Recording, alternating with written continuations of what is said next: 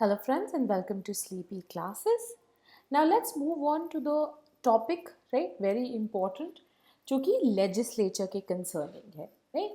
Now ये है about the breach of privilege motion.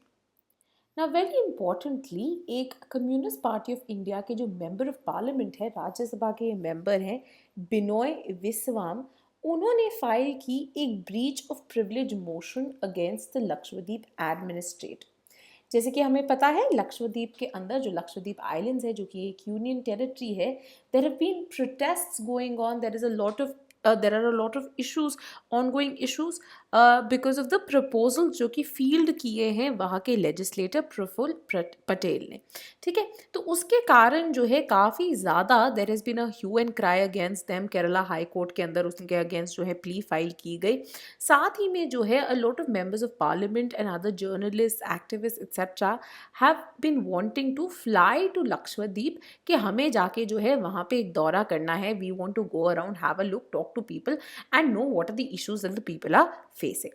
Now what happened is that ऐसे ही ये जो एमपी है उन्होंने भी बोला एंड परमिशन सीखी कि हम जो है जाएंगे आपके आइलैंड्स में लोगों से बात करने, राइट। एंड उन्होंने कहा कि उनकी ये जो परमिशन है to visit the islands so as to meet, उन्होंने कहा कि वहाँ पे जो कम्युनिस्ट पार्टी के कार्डर के मेरे लोग हैं मैं उनको जाके मिलना चाहता हूँ, जो लोग हैं उनको जाके मिलना चाहता हूँ concerning their views about the new policies that the administrator has introduced, right. Now because he was denied the permission, CPI के जो मेंबर है उन्होंने एक ब्रीच ऑफ प्रिविलेज मोशन जो है फाइल कर दी है अगेंस्ट लक्षद्वीप के administrator Praful Patel. Now, the important topic concerning here is what is a breach of privilege motion, right? We've already talked about in detail जो है in a video about Lakshadweep का क्या issue चल रहा है, what are the various proposals जो कि उन्होंने आगे रखे हैं जिनके कारण there has been a lot of resentment, right. So this has already been talked about in a previous video, तो अगर आपने नहीं देखी आप प्लीज़ जाके उसको देख सकते हैं। ठीक है, यहाँ पे we are the main topic that is concerning us is कि ये ब्रीच ऑफ प्रिविलेज मोशन क्या होती है। तो आप देख रहे हैं कि किस तरह से न्यूज़पेपर से when you read a relatively new news, ठीक है, एक तो आपको जैसे कि मैंने बताया लक्षद्वीप के प्रपोजल्स क्या हैं उनके बारे में पता होना चाहिए, बट साथ ही में ये एक स्टैटिक कॉम्पोनेंट के साथ भी जो है रिलेट हो जाता है। वो स्टैटिक कंपोनेंट क्या है? Breach of privilege motion, right. Often जो है हम ये लक्ष्मीकांत में अपने नोट्स में पढ़ लेते हैं, but then we forget completely about it and its relevance. But when you come across such news articles जहाँ पे इनको कोट हो रहा है, please go back and give it a read again because they become very important from the exam point of view then. Now, members of legislature, चाहे वो central legislature क्यों, that is your parliament, या state legislature क्यों, that is your state assembly और council, right, दोनों ही इनके जो है members enjoy करते हैं certain rights and immunities, right, and these rights and immunities are enjoyed both individually as a member of parliament or as a member of legislative assembly as well as collectively for the house collectively, right, and these are provided so that these members of the legislature can effectively discharge their functions. So the kind of functions that are expected out of them, right, to basically convey कि उनके लोग क्या सोच रहे हैं, उनके लोग क्या समझ रहे हैं, उनके constituencies की क्या demand है, right, that has to be put forward in front of the house to have a free debate and discussion regarding any law or any new policy which is being put forward, right। तो इसके कारण कि वो अपना काम जो है अच्छे से कर पाएं, अपनी legislative duty जो है they can perform effectively, that is why these privileges are provided to them, right। So before we understand breach of privilege motion, it is important to understand that there are certain parliamentary or legislative privileges which exist. Now, Article 105 of the Indian Constitution expressly mentions some of these parliamentary privileges which are provided both individually and collectively, right। कौन सी हैं ये? Some of these important privileges which are mentioned include freedom of speech in the parliament. मतलब during a debate or a discussion, the parliamentary members or even the legislative members in the state assemblies, for example, have complete freedom of expressing their views, expressing their opinions regarding anything and everything on the topic. Obviously, they are supposed to use parliamentary language. वैसे गाली गलोच नहीं कर सकते. They can't be throwing things around. So, keeping in mind the parliamentary language and parliamentary decorum in mind, they have complete freedom of speech of putting forward in whatever view, whether in writing, whether in symbol, whether in speech, जो भी वो सोच रहे हैं. साथ ही में immunity is provided to a member from any proceedings in any court with respect to anything जो कि उन्होंने कहा है या फिर any vote that he is cast in the parliament or in any committee thereof. Right? So for example, there was a certain important bill which was up for voting and I voted say against that particular bill. Later on I can't be dragged. मुझे court नहीं लेके जा सकते वो और बोल सकते कि आपने ऐसा वोट क्यों डाला. Right? That isn't something that can be questioned. I have complete immunity from it.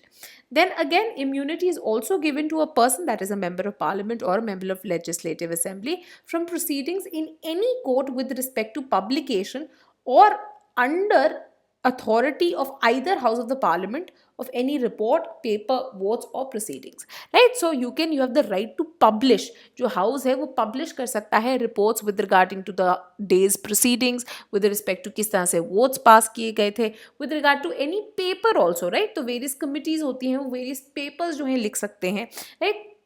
So a person can't be dragged to the court for their opinion or any kind of information that they have expressed in their report or paper or vote etc. Right? तो ये privileges जो हैं ये कुछ mention भी की गई हैं. तो 105 talks about the parliament and 194 जो है ये state legislatures के जो members हैं उनको ये privileges देता है. Right? So 105 for parliament and 194 for the state legislatures. Now, apart from these privileges which have been expressly mentioned, there are a couple of others also. Right? So, for example, courts जो हैं, they are prohibited from inquiring into the validity of any proceedings in the parliament on amount of alleged irregularity of procedure. Right? तो court ये नहीं बोल सकता नहीं ये bill जो है इस तरह से पास होना चाहिए था. These were the steps that were to be taken and there is some kind of irregularity of procedure and therefore we are questioning the passing of this bill. The court cannot really do this. Why? Because जो procedure है किस तरह से काम करना है, जो leaders of that house होते हैं, जो आपके लोग जो आपके chairpersons of that house होते हैं, चाहे वो speaker हो गया, चाहे वो chairperson हो गए, वो जो है उस पर नज़र रखते हैं. वेरी इंपॉर्टेंटली नो ऑफिसर और मेंबर ऑफ पार्लियामेंट जो है वो किसी भी तरह से रेगुलेट कर सकते हैं प्रोसीजर और कंडक्ट ऑफ बिजनेस या फिर मेंटेन करना order in parliament can be subject to a court's jurisdiction with respect to exercise of those powers. है तो फॉर एग्जाम्पल स्पीकर जो है वो मनी बिल को से सर्टिफाई कर रहे थे या जो चेयरपर्सन है राज्यसभा के वो एलोकेट कर रहे थे that these members will speak for this much amount of time. ना तो कोर्ट कान से कि नहीं आपने ये टाइम एलोकेशन जो है गलत किया है मैं इसको क्वेश्चन करूंगा. That is none of their business. That is in something that the court should be intervening in. However, we are seeing over time जो है बहुत सारी interventions जो है question हो रही हैं. right? तो for example जो आपके speaker हैं लोकसभा के जो उनके मनी बिल का एक accreditation है, हम कहते हैं मनी बिल कौन सा है ये कौन डिसाइड करेगा? The power rests with the speaker of the Lok Sabha. However, you will remember that आधार के को लेके जो है कोर्ट के पास ये केस चला गया था whether Aadhaar was a money bill or not. Right? तो कोर्ट ने परमिट तो कर दिया कि हाँ जी आधार मनी बिल था, but the fact that it could be taken to the court is something which has raised now a new debate regarding these powers. Right? Now, apart from this, Constitution ने बोला that apart from these mentioned privileges, there can be other powers and privileges and immunities जो कि members of parliament, members of state legislatures enjoy कर सकते हैं. However, what these will be, this is to be defined by whom? Defined by the Parliament. However, as we all know, there is no such law which has been formulated by the Indian Parliament till date. तो अभी तक Parliament ने कोई detailed law नहीं बनाया है जो कि explicitly बताता है that these are the privileges that the people, that the members of the Parliament or the members of the legislature will enjoy, and that's about it. Right? And because there is still no such law, what happens is that such privileges, immunities जो कि enjoy करते हैं, they are governed by British Parliamentary Conventions. So even though ये expressly नहीं दिया गया है, बोला नहीं गया है, but basically Constitution के अंदर क्या लिखा गया है?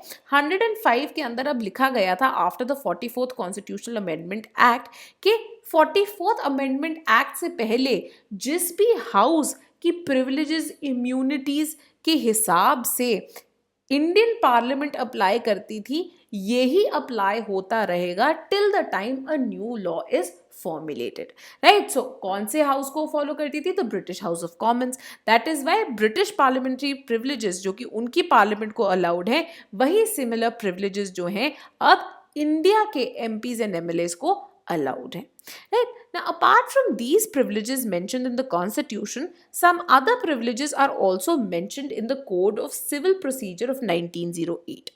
For example, the Code of Civil Procedure of 1908 provides MPs and MLAs freedom from arrest and detention under civil process during the continuance of meeting of the House or of a committee thereof, and for 40 days before its commencement and 40 days after its conclusion. So basically अगर court में कोई case चल रहा है and वो किसी member को बुलाना चाहते हैं, राइट, तो इस दौरान अगर कोई एक हाउस इन सेशन है, अगर से लोकसभा का सेशन चल रहा है, तो उस दौरान इनको बुलाया नहीं जा सकता अगर कोई सिविल प्रोसेस का ऐसा केस चल रहा है. साथ ही में जब पार्लियामेंट जो है, राइट, पार्लियामेंट का सेशन 40 दिन उसके शुरू होने से पहले and 40 days after it's conclusion, in that particular period freedom from arrest and detention is provided to the members of the parliament and members of the assembly, right. तो ये जो है सिविल प्रोसीजर के रिगार्डिंग कुछ और particular privileges mentioned है for MPs and MLAs.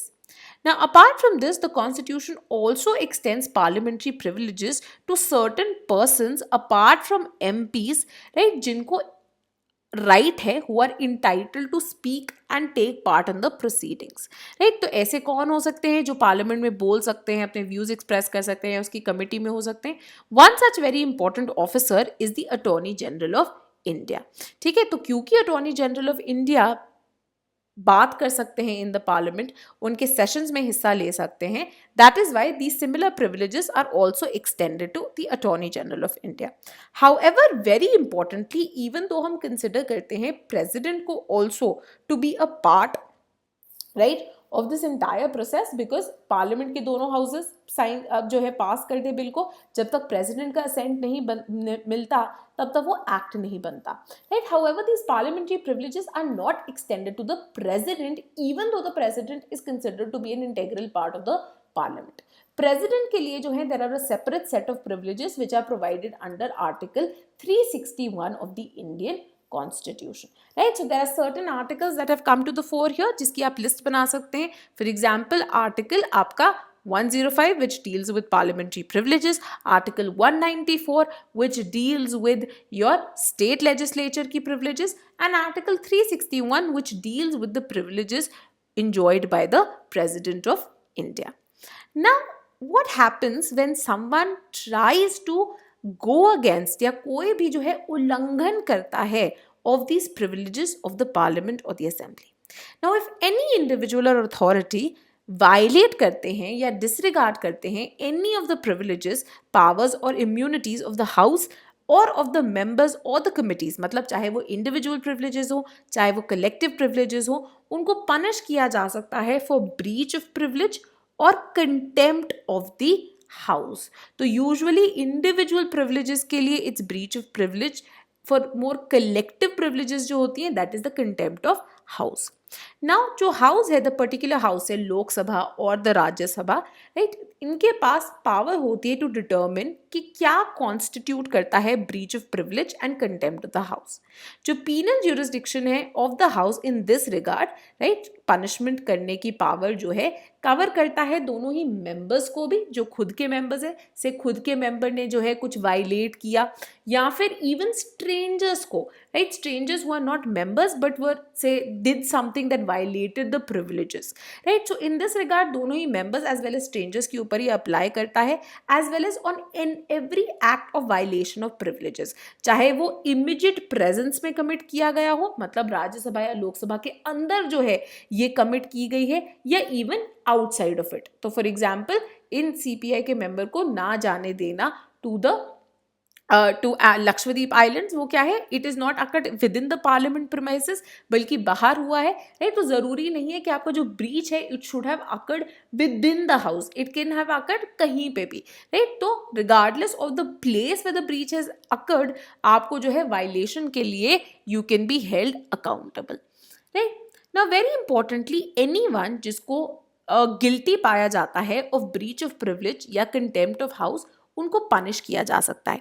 How can they be punished? They can be punished either by imprisonment, मतलब they can even be sent to jail, और एडमोनिशन। एडमोनिशन का क्या मतलब होता है? उनको वार्निंग दी जा सकती है कि अगर आपने दोबारा ऐसा किया तो ये जो है आपको पनिशमेंट मिलेगी। और दे कैन बी रेप्रिमेंडेड। रेप्रिमेंडेड का क्या मतलब होता है? दे can B scolded, right, that what you have done is absolutely incorrect. Apart from this they can also be separate punishments जो कि मेंबर्स को दी जा सकती है फॉर कंटेम्प्ट, राइट। मेंबर्स जो कि उसी हाउस के मेंबर है, तो for example they can be suspended, से आप 1 महीने के लिए 2 महीने के लिए जो है हाउस से सस्पेंड हो जाते हैं, या फिर you can even B expelled from the house, right. Now what is the process for the breach of privilege motion अगर फाइल करनी होती है?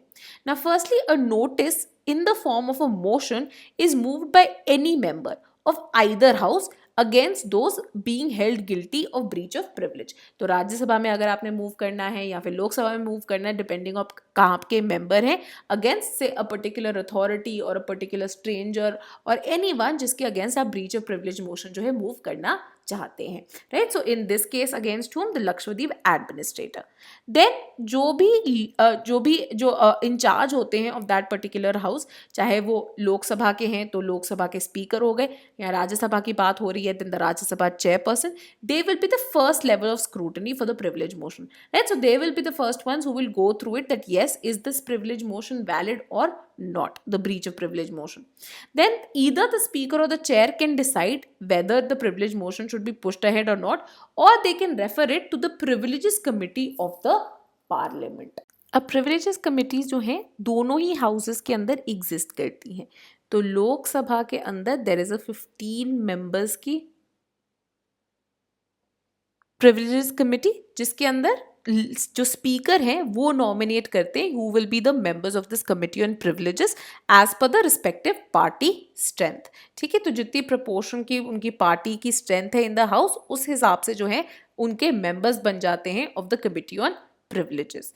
देन उसके अलावा राज्यसभा में भी होती है। राज्यसभा में जो डेप्यूटी चेयरपर्सन होते हैं वो हेड करते हैं इस कमिटी ऑफ प्रिविलेजेस को, जिसके अंदर जो है 10 मेंबर्स होते हैं, right. So now you also know that ये जो है अब आपकी आ गई, राइट। फर्दर ये इंफॉर्मेशन जो है ऐड होगी that you need to remember, right. Now you have to tell me that who appoints the leader of the committee of privileges in